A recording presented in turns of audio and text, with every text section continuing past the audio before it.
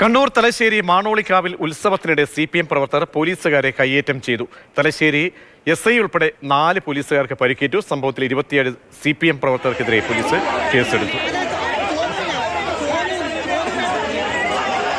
Felix ചേരുന്നുണ്ട്. Felix, എന്താണ് സംഭവിച്ചത്?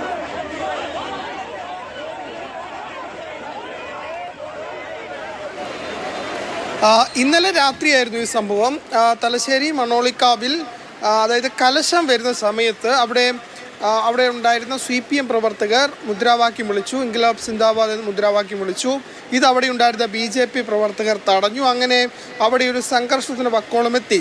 ആ സമയത്താണ് അവിടെ പോലീസ് എത്തുന്നത്. പോലീസ് എത്തി പ്രശ്നം പരിഹരിക്കാനുള്ള ഇടപെടൽ നടത്തി രണ്ട് വിഭാഗത്തെ അങ്ങോട്ടും ഇങ്ങോട്ടേക്ക് മാറ്റി. ആ സമയത്താണ് ഒരു വശത്തുണ്ടായിരുന്ന CPM പ്രവർത്തകർ ഈ പോലീസുമായി വാക്കേറ്റം ഉണ്ടാക്കുകയും പിന്നീട് അതൊരു ആക്രമണത്തിലേക്ക് എത്തുകയും ചെയ്തത്.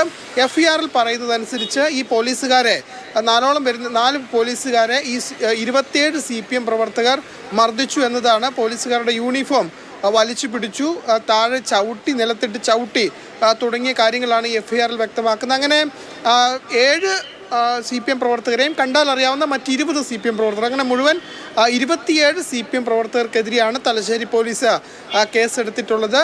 ഏതായാലും ഇതുമായി ബന്ധപ്പെട്ട് അതായത് ഒരു സംഘർഷത്തിലേക്ക് പോകുന്ന സാഹചര്യത്തിൽ അവിടെ അത് തടയാനെത്തിയ പോലീസാണ്. ആ പോലീസുകാർക്ക് നേരെയാണ് CPM പ്രവർത്തകർ അക്രമം അഴിച്ചുവിട്ടത്. ഏതായാലും അതുമായി ബന്ധപ്പെട്ടാണ് ഇപ്പോൾ കേസെടുക്കുകയും FIR രജിസ്റ്റർ ചെയ്യുകയും ചെയ്തിട്ടുള്ളത്.